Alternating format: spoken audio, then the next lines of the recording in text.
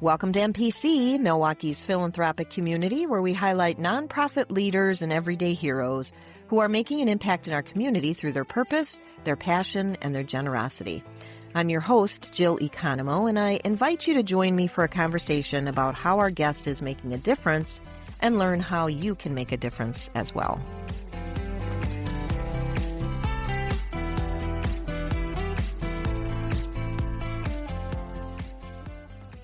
There used to be a show on Netflix back in 2020 that featured a guy named Joe Exotic, who owned an exotic animal park in Oklahoma. The name of the show? Tiger King. And Joseph Maldonado was Joe Exotic's real name.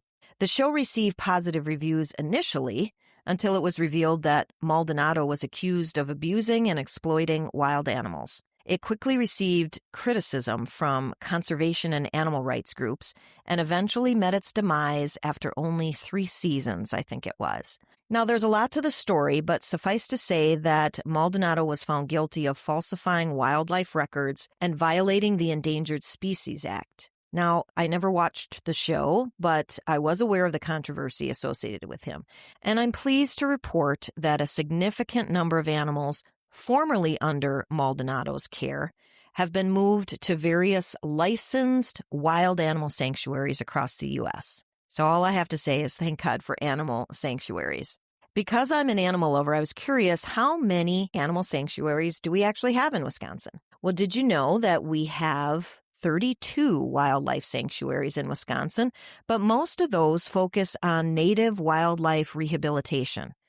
There's only 2 that specialize in rescuing and long-term care for lions and tigers and bears. Oh my. And one of them is less than an hour from Waukesha. So let's take a peek into who this nonprofit organization is and the impact that they've been making in the lives of many wild animals. Welcome to the show today, Jill Carnegie, founder of the Valley of the Kings Animal Sanctuary, and Shirley Combes, who has been a volunteer since the late 90s. Happy to have you here today, ladies. Thank you for having us. Thank you so very much. You are welcome. Jill, you undoubtedly know the story of the Tiger King, and you're probably outraged by the abuse and the neglect that you see not only from him, but all across the globe. Tell us how you got started in the rescue business in the first place and why you're so passionate about it. It started as a very small child, and I was always bringing animals home, much to my mother's demise, and making me take them back, but I would just hide them and keep them and care for them along with my sister. And we lived on a farm, and we had horses and sheep and goats and ducks and all kinds of variety of animals. I have always loved the elderly, and I've always loved the misfits. I married at a very young age, 17, and I lived with my ex's mother-in-law for a while. And again, we had horses and things like that. And I was always reaching out to helping horses that were starved, bringing them home, putting them back together again, and adopting them out. And we moved to Wisconsin, and it's interesting because at first I wanted to breed cougars because, I'm going to put them out in the wild, but there is no wild for them to go to. And I love all animals, all species. I've dedicated my entire life to be in their service. And we had gotten in a cougar and then some tigers. And my brother was working at Long Grove putting in horse stalls, and he said that they had a bunch of exotic animals that they wanted to place. So I'm like, okay, this is good. So we went down and we were able to take a leopard and a couple armadillos and some macaques and things like that. And there were 2 tigers that the man had taken piano wire and hacked off their fangs, which causes all kinds of hairline fractures, Sammy and Farah. And they had to be hand-fed the rest of their life. And they were just beyond special. They were originally Ringling Brothers cats, and then they were sold to this private collector. And we lost Farah to cancer, and Sammy lived to be 36 years old, the oldest living felid in the world, and he's buried there with a beautiful headstone. The night we had to put him to sleep because his hips had given out. And there was a tan and white tubby dove that came out of nowhere, and it sat on that old tiger's grave dirt all day long like it was waiting for a friend. Sammy lived in the house with us the last 4 years of his life. He was a tiny tiger, so maybe like 450 pounds. But That's tiny? 450 pounds. Yeah. Wow. But Well, how long were you with the organization, with the Valley of the Kings Sanctuary? How long has it been around? How long have you been there? I started it 53 years ago. Wow. Which seems like yesterday. And seeing all the abuse with all different kinds of animals, and it was just, it's heartbreaking. Yeah. How do you say no to animals that have no place to go? Right. And there was a man said, well, I have a 3-legged lion. I'm going to put it down. I'm like, I will take it. And then there was a leopard with half of her tail hanging off that they were going to shoot and throw in their compost pile. And I took her, and that was Grandma Venus, and she was one of the loves of my life. Who does that kind of stuff? I just have to ask that. That's just, I mean, it's a rhetorical question. I get that. That's just crazy when I think about people who harm innocent animals. That just bothers me to no end. I'm sorry. Go ahead and go. I just had to say that. That just frustrates me to no end. But sorry, go ahead. Well, actually, I think a lot of owners look at them as bicycles. They're not a living, feeling, sentient being. That's the sad part. That's very sad. They use them, abuse them, and then got to get rid of them. Got to go. Don't want them anymore. So you have been at the sanctuary for 50 years. Okay. Wow. Well, give us an example of some of the animals, some of the exotic animals. You mentioned some tigers. What are some of the other exotic animals that you have at the Valley of the Kings? Well, we have all kinds of them. We have a South American porcupine and cavies and a Thai liger, very rare. The owner had cancer, and we picked her up with some of the other cats in Corpus Christi, Texas. We have grizzly bears, black bear, emu, wolves, foxes.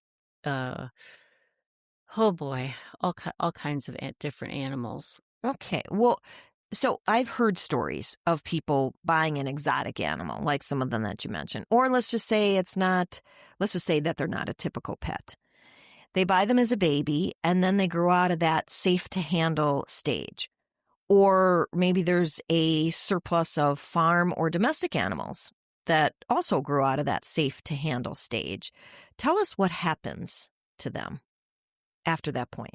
Well, generally farm animals and goats and things like that, they will just dump them at a sale barn, and they'll end up going to meat or wherever. Exotic animals, a lot of them have been dumped. We've gotten them from animal control, different states. And where do you go with, say you have a tiger, right? And you have it illegally and you want to get rid of it. A lot of them, people just turn them loose. And that happens a lot in Florida. It's a disposable world. And you have a story about a 4-legged friend of yours called Charlie, correct? Do you want to share that story? Charlie was a black leopard. He was originally from a movie producer in California. They had all of his teeth out so that he could sit next to stars and not hurt anybody. Charlie came through us kind of like in an underground situation. I think they smuggled him out. And he ended up in Texas, and then he came to us via people transporting him. We had Charlie for quite a few years. Again, he had issues with eating. He had to be hand-fed, and it was just so sad to see this beautiful, magnificent cat struggle with his mouth, playing with toys or trying to eat, and that a human would lower him to that. It just, it was devastating. And they pulled his teeth so that he wouldn't harm the humans. Correct. Every single one. So now that animal struggles for the rest of its life. Yes. Just so that they can use it for ridiculous reasons. Yes. Yeah. Vanity. Yeah. Unbelievable. Well, besides exotic animals, you also have some farm animals. So tell us where those come from. We recently took in animals from a farmer that lost his farm to the bank. and they had to be out on this one day. They called the night before, and I said, yes, bring them. One is a big steer named Bob.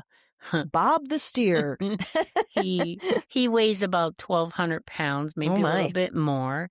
We took in their goats that have horns, and so we had to separate them because our other goats that don't have horns were targets. So we're going to slowly put them into the herd. Yes, it's sad. And then we took in a crippled cat with 2 kittens. I felt really bad because they were crying and really upset, but they were thrilled that there was a place for them to go because they were going to put them all down. And don't you have a pet potbelly pig? Yes, and he grew too big to be in a house, and that's a common mistake with people. I mean, they're so cute when they're little and they're running around and they're happy little pigs, but then what happens when they're 250 to 400 pounds? They're no longer cute or cuddly, and they smell like a pig, and 9 times out of 10, they won't use a litter box, so having them in a house is a real issue. And so we've ended up with potbelly pigs through the years, and God knows there are tons of them. There are sanctuaries that's all they do is potbelly pigs. Really? And It was kind of a thing for a while, right? Oh, rage. Yeah. Absolutely. Okay. Yes, and you still see tons of them that'll go through sale barns, and innocent people buy them unknowingly, and they need to find out the facts and how big those animals are going to get, what they need to eat, veterinary care, and there's a lot that goes into them, hoof care, everything, vaccinations, and people don't think of that. We've got animals in that are 9, 10 years old, have never seen a vet. Never been vaccinated. It's just sad. So is that what you would hope that our listeners would take away from that particular situation? I would say, please don't support that industry. And if you do get an animal, please spay and neuter. So important. And so you're saying before you acquire a pet, whether it's big or small, exotic, domestic, or farm, ignore that cool factor, right? They're so cute, and like the pigs you talked about, they're so cute. I would love to have this cute little pig. But educate yourself. Educate yourself on the care of that animal, what it needs, feeding, exercise, training, overall care, the whole picture, as I think you were talking about before. And just make sure that you know everything before you make that commitment. Absolutely. That is so very important. A lot of it is ego because, oh, yes, I have this. And then the novelty wears off. And then the animal turns into a bicycle. It's not being cared for, not getting fed. And then animal control comes in and has to seize it. Do you have a particular story that you want to share about that in particular? We have a group of grizzly bears and a black bear that came from Banks, Alabama, from a roadside zoo. And these animals were very thin, horribly abused. The cages were just a nightmare. It was boards with nails sticking out everywhere. There was a 1-inch PVC pipe coming out of the ground, and they could just drink very little from the top of it. And these bears really suffered. So we got a call if we could please take them. We originally agreed to take the 2 black bears. And when we loaded them, the grizzly bears were hanging on the fence crying for us to take them. Oh. So I said, we'll be back to get them. Yeah. And I raised $100,000 in 3 weeks. We put up an incredible enclosure for them. It's 4 feet deep of concrete all the way around the edges so they can't dig out, but they could dig in the middle and be a bear. And we've got lockouts for them and beautiful bear dens. And we went back and got them. And they're so happy. And now they're tubby and they get fed every day, and they have the cutest personalities. They're just wonderful, wonderful bears. But again, they suffered for many years because they were 11 years old at that time. I can see the emotion with you now. And, you can see that passion that comes out, when you have an opportunity to help a helpless animal, you're going to step in and do everything you can. $100,000 in 3 weeks, did you say? 3 weeks. Wow. Wow. Well, kudos to you. That's wonderful. Well, we've been talking about care for not only exotic animals, as Jill was just saying, but also for domestic animals. So I have a question for you, our listeners. What do you think is the most underserved domestic animal in the United States? Think about that. And stay tuned, and we'll talk more about it after we return. Milwaukee's philanthropic community is brought to you by Ellenbecker Investment Group.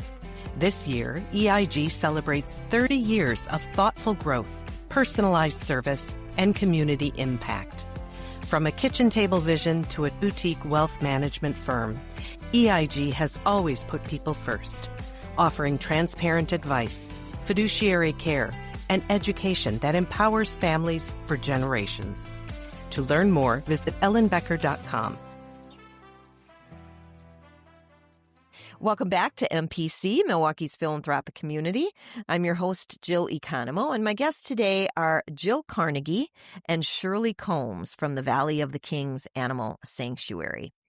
So I said before the break that we've been talking about care for not only exotic animals, but also for domestic animals. And the question I posed was, what do you think is the most underserved domestic animal in the United States? So that would be street kittens and community cats, also known as ferals. Unfortunately, the cats will reproduce every 2 months once they're born. And if they're captured and you say, send them to a rescue, send them to a no-kill, well, if they're not in a rescue before they're 7 weeks old, which that's before they're weaned, most rescues aren't going to touch them with a 10-foot pole because the time it takes to transition the trust and gain the trust after a cat has been outside and surviving on their own, even for as little time as 7 weeks, it takes time, money, effort to just get them to be comfortable and to trust that they're safe. So are you saying after, so say that again, I'm curious, because I know a lot of people who have feral cats in their yards, in their neighborhood. Are you saying that to domesticate a feral cat is next to impossible? Absolutely not. It's possible if you invest the time. And when they're young? Even when they're older. Okay. But it takes time and effort and patience. Okay. And without that, and without the time and effort and patience, and knowing our society and our shelters are overcrowded as it is with human relinquishments of their pets or whatnot comes in and plays. The breeders overbreeding, whether it's dogs, cats, whatnot, the shelters are overflooded. Yeah. So they tend to say it takes too much effort to transform the life of a cat that was born in the community or that was released into the community because somebody decided, oh, my cat's fine, I can't take care of him anymore, or my cat is going to be fine spending days outside and nights inside, and then the cat never comes home for whatever reason and gets lost or whatnot. So when there's cats, the reason why I say that they're underserved is they're misunderstood. They take a lot of time and effort. And that's where like Valley of the Kings, the TNR community can help, but it takes a lot. And it's a lot of love and a lot of patience. And unfortunately, a lot of funding is not available. So there's, a lot of the big pet food companies, there's huge charities, and that's wonderful that the pet foods overproduce their pet food and then they say, oh, it's near expiry or whatever, it's a damaged slightly box. And then they have places that they distribute their overstock from. Unfortunately, a lot of the places that they distribute their overstock from have rules and regulations that do not support the feral cat community. Oh. So a lot of the funding, I've reached out even, just for whether the sanctuary or just kind of helping other groups with community cats or myself. And you reach out directly to the pet food company, and the pet food companies go to our charity partner. You go to the charity partner and the charity partner says, oh, you don't qualify. Yeah. But basically funding for, food and litter and low cost. It's just very difficult because you're trying to find the supplies that they need, but there's not really a good spot or a good company, corporate or charity that actually will help to fund and support these cats that didn't choose to be born, didn't choose to be accidentally let out because they snuck out of the house and you didn't spay or neuter them. And now they're making more babies and stuff like that, and being born into a life that they didn't expect. Well, we talked a little bit about this before when she mentioned it briefly in the first segment, but what's the message that you would like every private animal lover and pet owner to do for their pets that is so important and it will help the situation that you were just talking about? I would say spray and neuter. It doesn't matter if you think that they're too young. As soon as they're of age, of the appropriate size, get them spayed, get them neutered so that an accident doesn't happen. You don't accidentally walk your dog and then your dog winds up having puppies, or your cat sneaks out and your cat now is going to have kittens, or a stray cat's going to have kittens because your male cat went out. And I know that some people will say, oh, I can't afford to have it done. But there are places, I think Matic is one of the places, that will do a spay or neuter at a very, very reasonable price, or sometimes even free. They want to make sure that the pet owners, the animal lovers, are being responsible.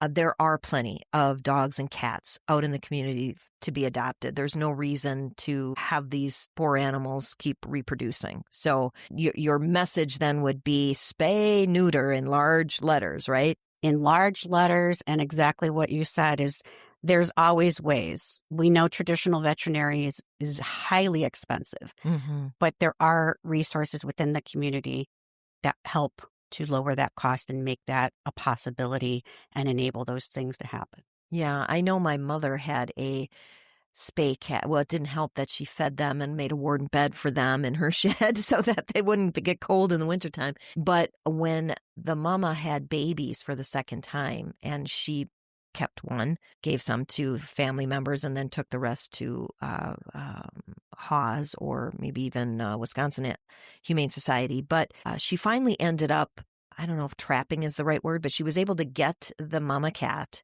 took her to a place to have her spayed, and then brought her back home and released her again. So if my mother, who is now 90 years old, can do something like that with minimal resources, I think anybody can do that, right?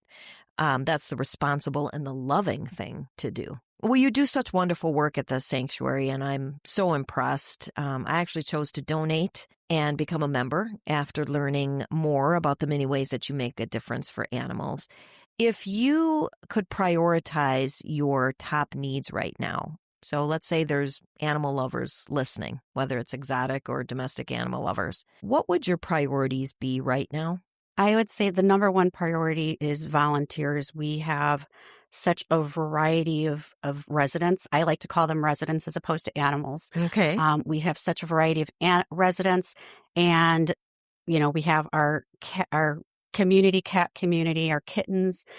We have farm animals. We have small exotics that we classify with the farm animals, like your porcupines and the cavies, which cavies are like a little in the rodent family, Okay. but they're like mini kangaroos, so to speak. They're kind of really cute.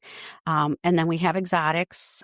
So we have different caretaker responsibilities. Volunteering is at minimum, if you can spend a day a week, if you can spend a couple of hours per week on a consistent basis as a caregiver, carpentry, handy people. Right now we're building feeding stations for the animals. So, we're looking for handy people for that.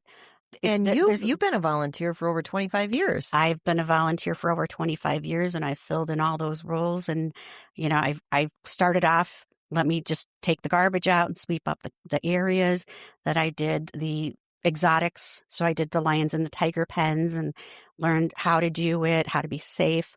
And then I've done farm animals. I've done a lot of the social media stuff. So I do a little Jane of all trades.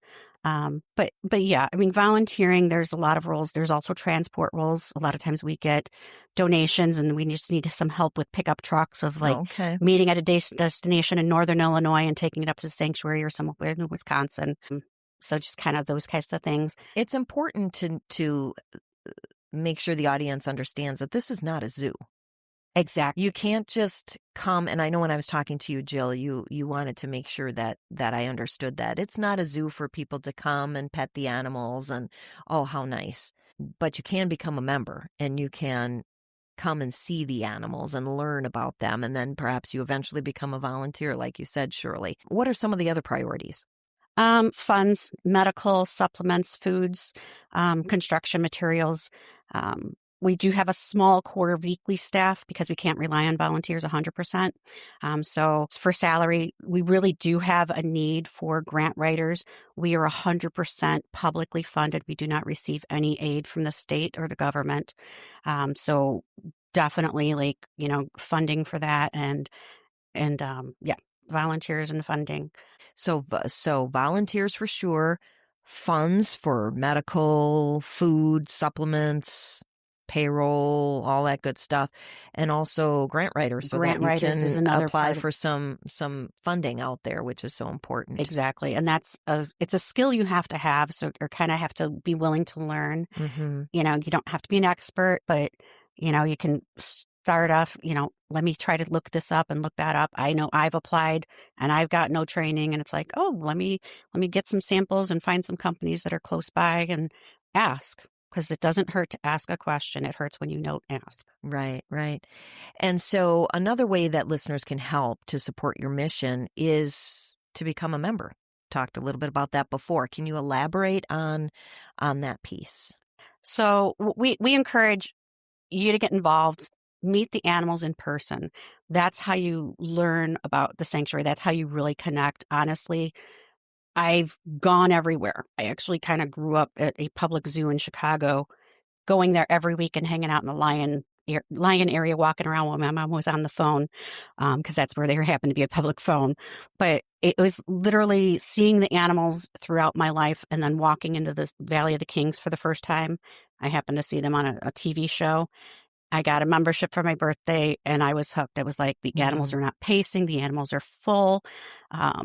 They're happy and you can tell that they're happy and you can tell that they're content. And it was like, yes, this is where I belong. This is where this is what I want to support. And it just, I'm still there. So it kind of, that says something for sure. And membership is reasonable. Exactly. Yeah. We're not open to the public because we want to keep the stress off of the residents. This is their retirement home. This is their final destination. They should be happy, well-fed, carefree, stress-resistant. So yeah, we're open as a membership. Our memberships are very reasonable.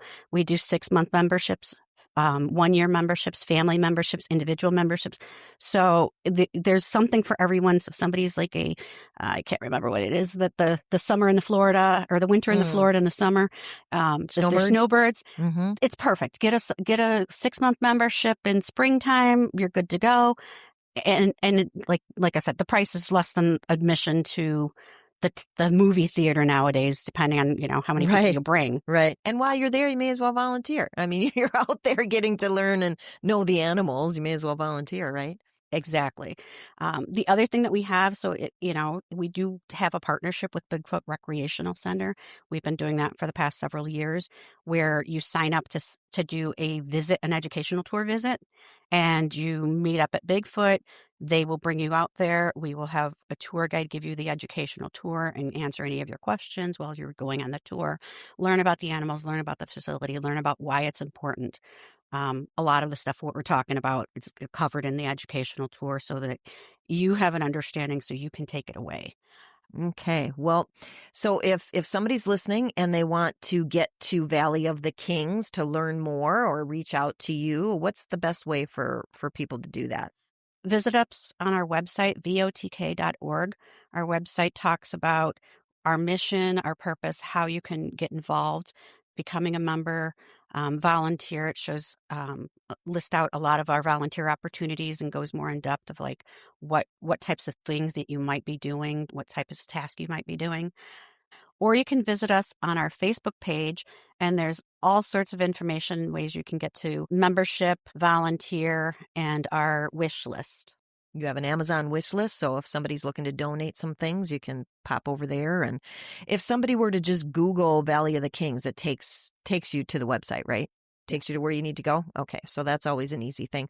Or you can visit our show notes because there'll be some things there that will help you get to where you want to go. So I want to thank you for visiting with us today, Jill Carnegie and Shirley Combes from the Valley of the Kings Animal Sanctuary.